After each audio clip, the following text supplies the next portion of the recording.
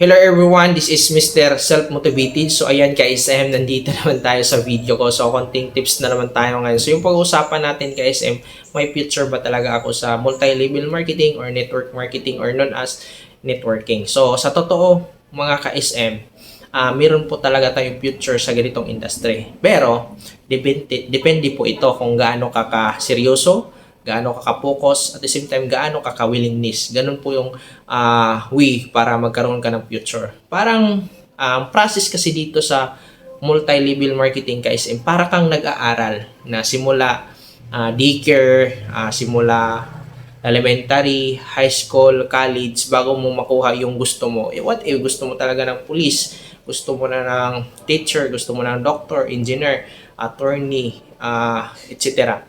So, dapat talaga, pag-aralan mo yan. Simula elementary, high school, college. Sa multi-level marketing, ganun din yung level natin.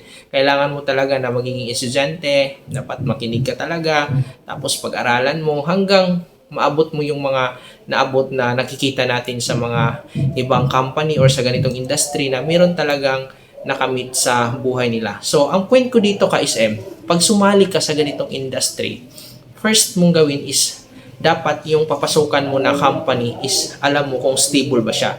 Kasi kung sali-sali ka lang, sa akin dati, sali-sali ka lang kasi yung intention mo is pera-pera lang, hindi mo na analyze kung yung company na sinasakyan mo is magkaroon ba tayo ng future dito, magkaroon ba tayo ng stability dito. Kasi yun yung mga basic na dapat mong alamin kasi masasayang kasi yung effort mo, masasayang yung todo mo, humataw ka na at the end, nawala yung company, and then nag-close pala yung company. So, kailangan para magkaroon tayo ng future, unahin mo talaga yung company na sasalihan mo. Alamin mo yung management, gaano sila kaseryoso, yung mission nila, vision, ano talaga yung gusto nila sa company. Baka at the end or ilang years, ilang months, mawala na sila. So, ikaw, sayang. Dun nangyayari na.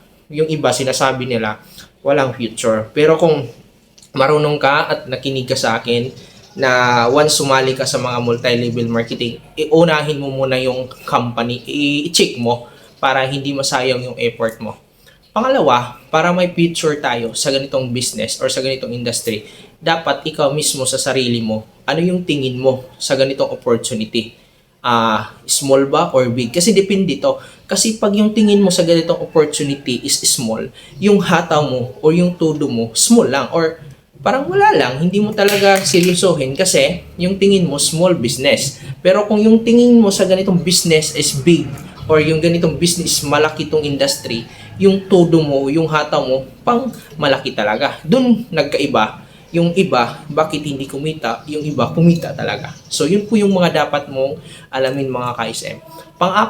Pangatlo ka-SM, sa ganitong industry, dapat wag kang palaging umaasa sa upline. Dito maraming mga nawala or hindi kumita kasi nawala si upline, hihinto ka din. Si upline lumipat ka din. So ang point ko dito ka SM, pag sumali ka sa ganitong industry, be independent. Kasi hindi po nakasalalay yung future mo sa upline mo or sa ibang tao. Yung point ko, ikaw mismo dapat marunong kang magkaroon ng independent mindset na akin to, kaya ko to, pangarap ko to. Dapat ganun yung thinking mo kasi dito tayo nagkaiba. Bakit kami nagkaroon ng kumita kami, yung iba hindi kasi kami alam namin kung ano yung dapat gawin. So be independent sa ganitong business kasi kung hindi ka magiging independent mga ka-SM, palagi ka lang dependent, umaasa, pag humataw sa upline, tsaka ka din, kung wala sa upline, ayaw mo din. Dapat ikaw mismo, i-convince mo sa sarili na pangarap mo to, hindi to sa ibang tao. Dun po tayo nagkaiba. Bakit yung iba, walang future. Pero kung yung tinuturo ko sa iyo, sundin mo, gawin mo, meron ka talagang future dito. Kaya ako, proud talaga ako as networker kasi alam ko, may future ako sa ganitong business. So, yun lang mga ka-SM. I hope meron kang natutunan sa video ko. Then, please share sa mga ka-business partner or mga distributor para alam din nila kung may future ba tayo. So, yun lang mga ka-SM. I hope marami kang natutunan. Then, please apply para magkaroon ka ng idea. So, thank you and to God be all the glory. Bye-bye ka-SM!